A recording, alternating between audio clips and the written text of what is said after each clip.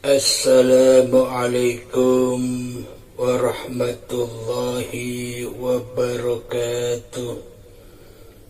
Bismillahirrahmanirrahim. Ashhadu an la ilaha illallah wa ashhadu anna Muhammadar Rasulullah.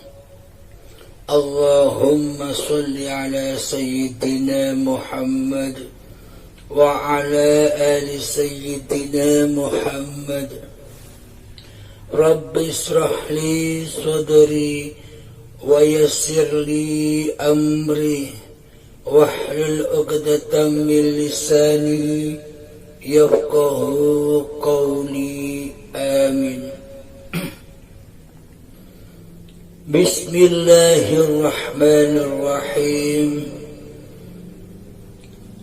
Allah bersyahadat, Allah menyaksikan dengan diri zatnya sendiri. Tak satu pun manusia, tak satu pun makhluk yang mampu, yang bisa menyaksikan Tuhan pencipta dirinya.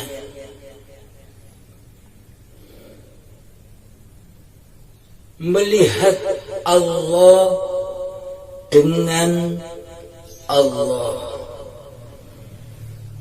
melihat Allah dengan mata kepala kita.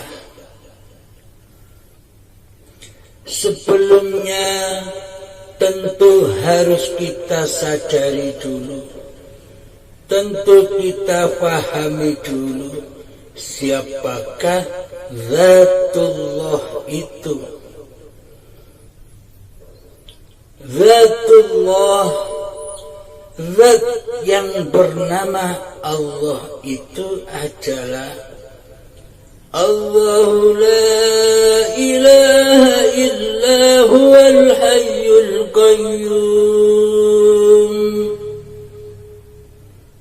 Allah, dialah Tuhan yang hidup kekal lagi terus menerus, mengurusi, menghidupi, mencukupi seluruh makhluk yang diciptakannya. Menyaksikan Allah dengan Allah muhal bagi manusia, muhal bagi seluruh makhluk bisa menyaksikan Tuhannya, karena hakikat seluruh makhluk, karena hakikat seluruh manusia itu gaib, tidak ada, tidak wujud. Selama diri manusia masih merasa dirinya yang wujud serta menggoibkan dan mentiadakan Tuhan pencipta dirinya di hatinya, maka selamanya manusia tidak akan pernah bisa menyembah, mengabdi kepada Tuhannya. Dikarenakan selama ini manusia sama-sama menjadi Tuhan sendiri-sendiri, menjadi penguasa sendiri-sendiri. Karena itulah manusia buta akan Tuhan pencipta dirinya. Maka dari itu mari kita coba kupas Bagaimana maksudnya memandang, melihat, menyaksikan Allah dengan mata kepala kita? Menurut syariat, menurut mayoritas manusia, tidaklah mungkin Allah bisa kita lihat. Tidaklah mungkin Allah bisa kita dengar. Tidaklah mungkin Allah nampak seperti penampakan-penampakan yang Anda rasakan selama ini. Seperti penampakan segala sesuatu yang diciptakan oleh Allah. Dikarenakan kita selama ini hanya memandang casing-casing, hanya memandang wujud-wujud yang kasar. Kita luput memandang latifah Rabbaniyah. Mari kita buktikan bagaimana maksudnya memandang Allah, melihat Allah, menyaksikan Allah dengan mata kepala kita.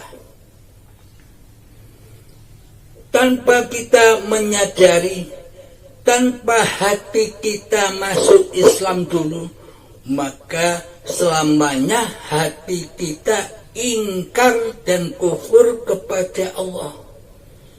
Jadi untuk menyaksikan Allah, untuk memandang Allah, maka Islamkanlah hati kita dulu. Yakni kita wajib mengetahui seluruh sifat-sifatnya Allah dan seluruh sifat wajib bagi seluruh manusia. Bagaimana sifat wajib bagi Allah?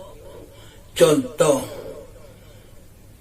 bagi muslimin dan muslimat, bagi mukminin dan mukminat, syarat masuk Islam itu wajib tahu kepada Tuhan yang akan disembahnya.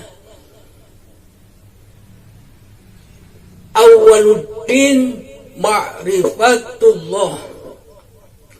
Awal suatu agama adalah makrifat.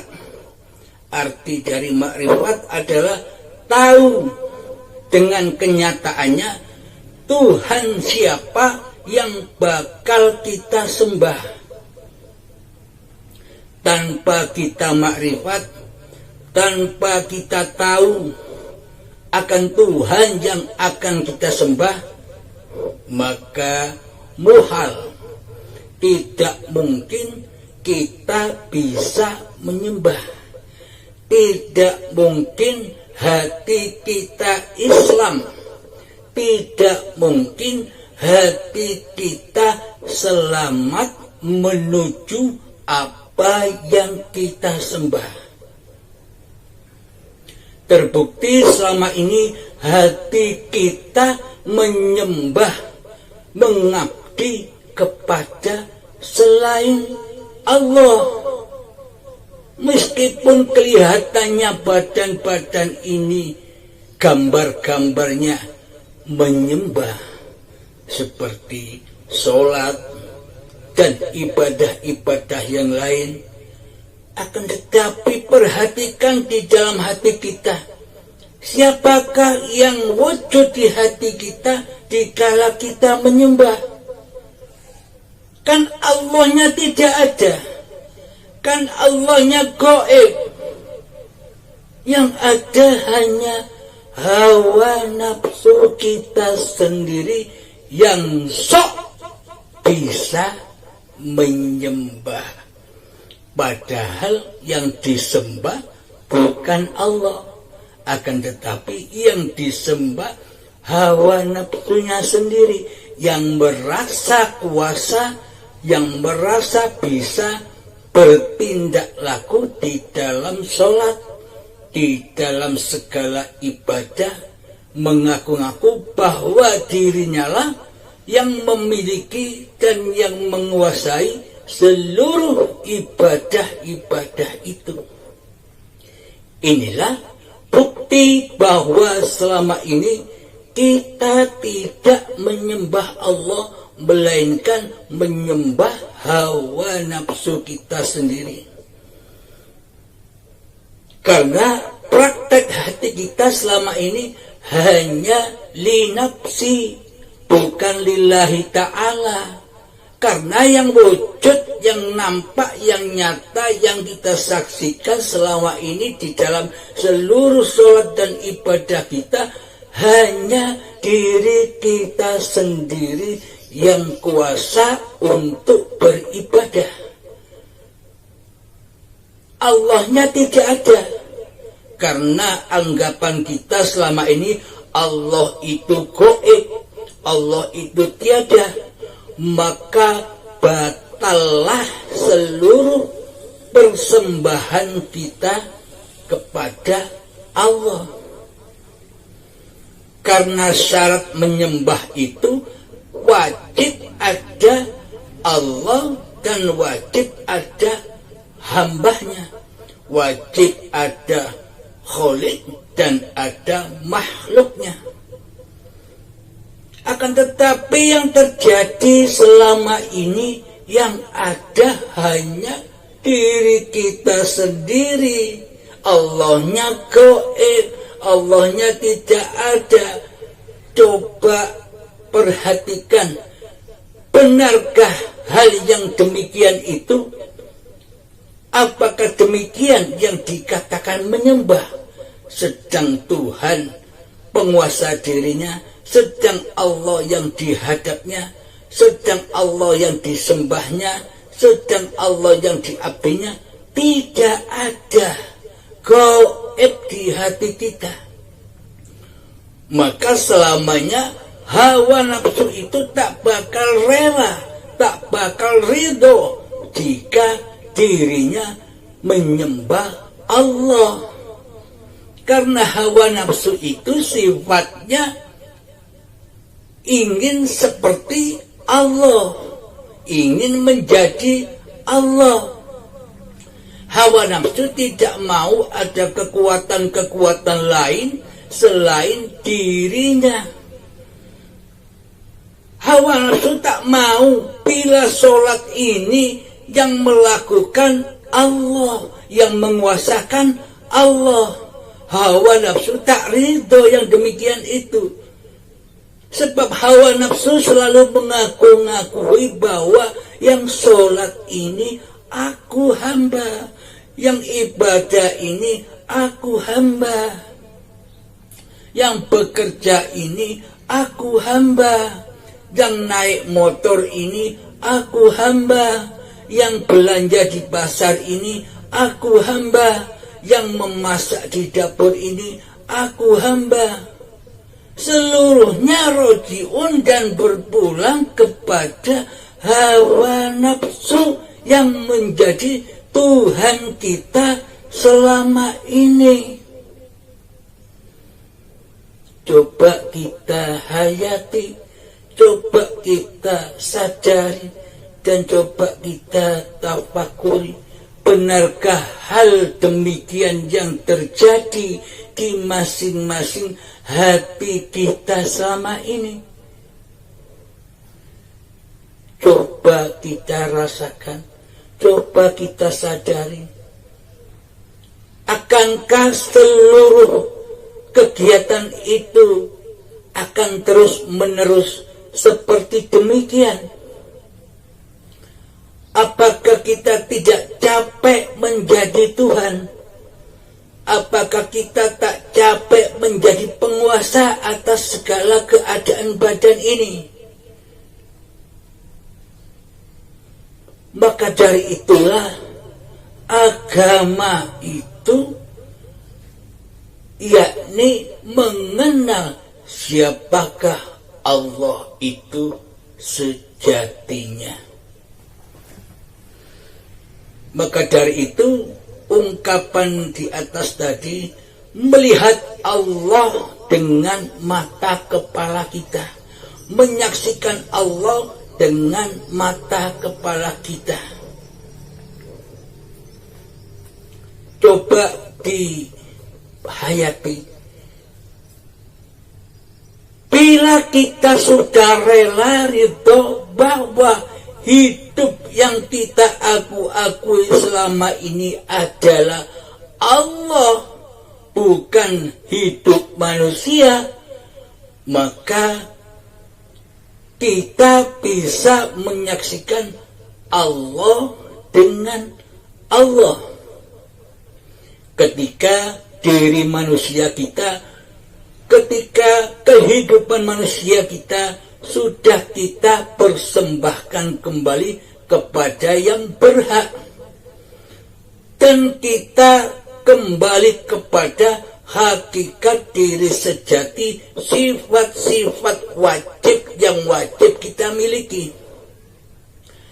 Ketika Allah itu wujud, maka adamlah seluruh selain Allah, maka tiadalah seluruh hal-hal selain Allah, termasuk diri manusia kita. Ketika diri manusia kita, ketika kehidupan manusia kita, ketika penglihatan mata kita, ketika tubuh kita ini sudah kita persembahkan kembali kepada yang berhak, kita persembahkan kembali kepada Sang Pencipta, maka goiblah diri kemanusiaan kita. Yang ada hanya dohir batinnya Allah. Dohir ini bukti badan-badan yang diciptakan oleh Allah ini, dan batinnya adalah hayatullah. Dengan hayatlah maka terciptalah badan-badan manusia ini. Tanpa hidup maka badan-badan ini tak akan tercipta. Dengan hiduplah badan-badan ini tercipta, sejak dari tanah hingga menjadi sperma, hingga menjadi bayi yang suci. Kenapa bayi disebut suci? Karena diri Abdul Halimnya tidak ada. Diri Abdul Halimnya gaib ketika masih bayi. Karena bayi itu masih suci, bersih, dan fitrah dari munculnya buah khuldi, munculnya buah pengakuan diri manusianya. Jadi kesucian, jadi persembahan, jadi pengabdian adalah ketika kita sudah gaib dan nyatalah wujudnya Allah. Itulah yang dikatakan suci, yakni maha suci sendiri yang wujud, yakni hidup inilah yang tampil di dunia ini. Coba rasakan di dalam hati kita. Tengoklah hidup yang selama ini kita akui. Hidup yang tak pernah kita kenali. Hidup yang laisa kamislihi syai'un. Dialah Allah. Ketika mata ini memandang segala sesuatu yang ada di depan kita, maka apa yang dipandang dan siapa yang memandang itu sama. Ketika kita memandang pepohonan, contoh ini, ketika kita memandang pepohonan, yang wujud itu pohonnya, apakah hidup kita yang wujud? Selama ini kita menyangka yang paling wujud di dunia ini adalah syariat-syariat, seperti pepohonan, persawahan, pegunungan, jalan-jalan yang banyak sekali itu. Pokoknya apa yang kita tampilkan di mata kita itulah syariat-syariat, yakni yang disyariatkan oleh hidup.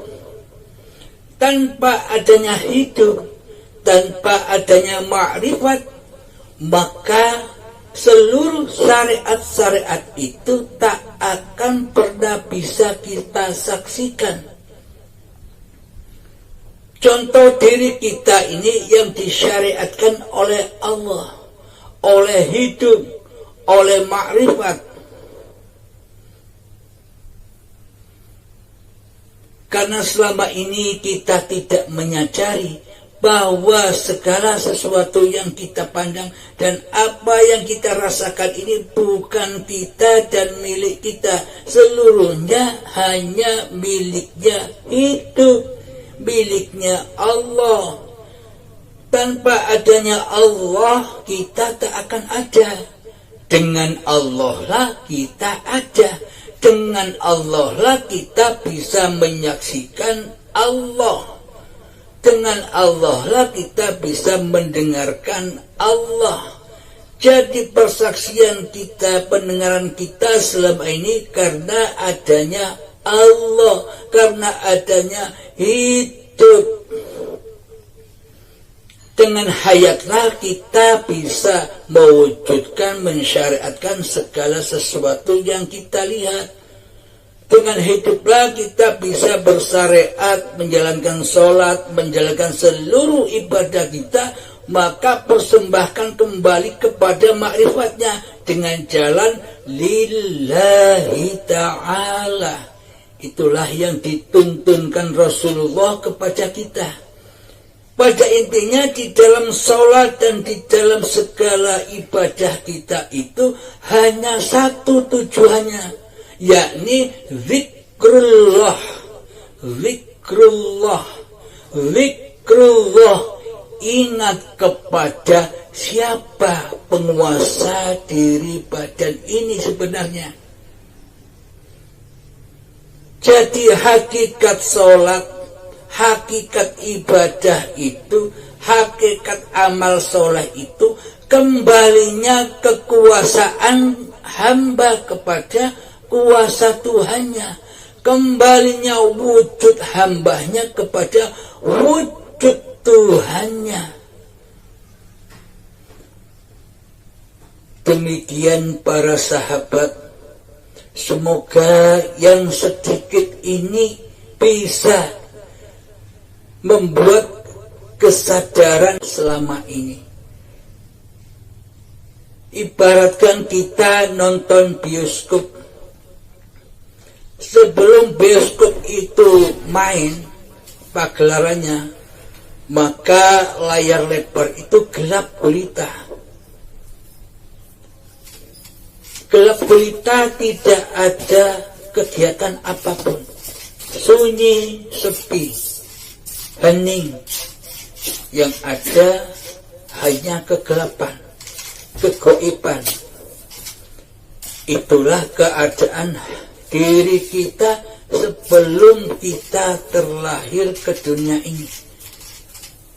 Gaib itulah sifat wajib yang harus kita miliki, yang harus kita pegang erat, yang harus kita pegang teguh di hati kita, bahwa sesungguhnya diri manusia kita itu adalah gaib tiada.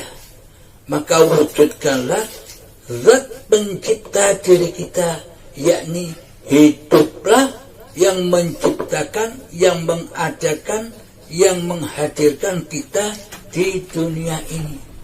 Jadi pandanglah selalu hidup, jangan sekali-sekali memandang badan-badan yang gaib ini, badan-badan yang mati ini.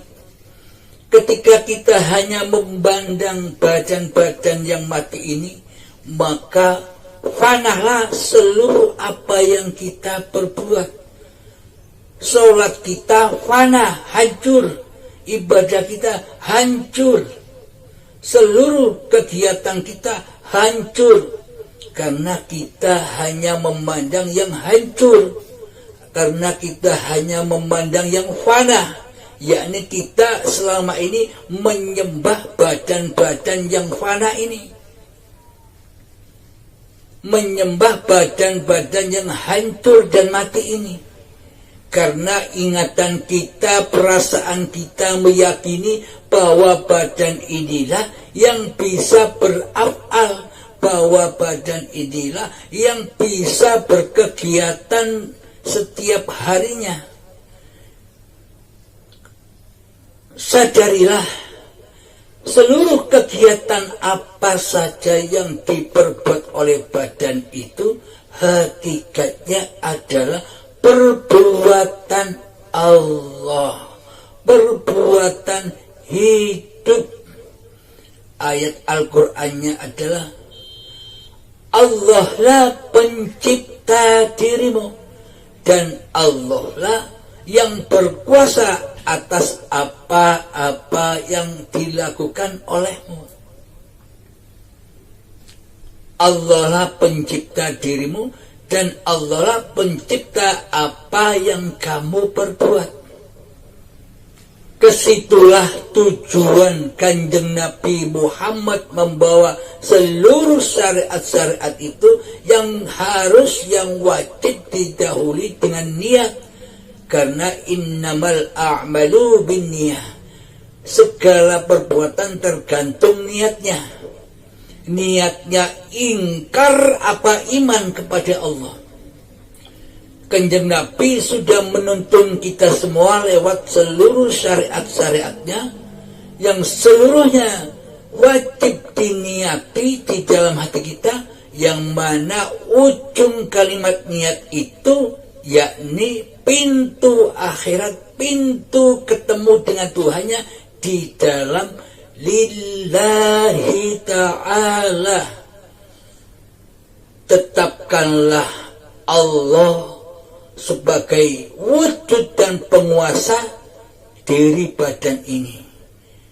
Ketika diri kita sudah goib, ketika diri kita sudah tidak berkuasa lagi, maka nyatalah Tuhan penguasa alam semesta ini.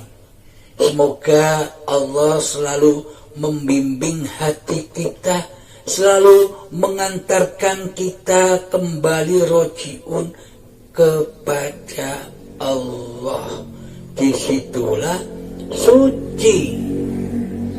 Assalamualaikum warahmatullahi wabarakatuh.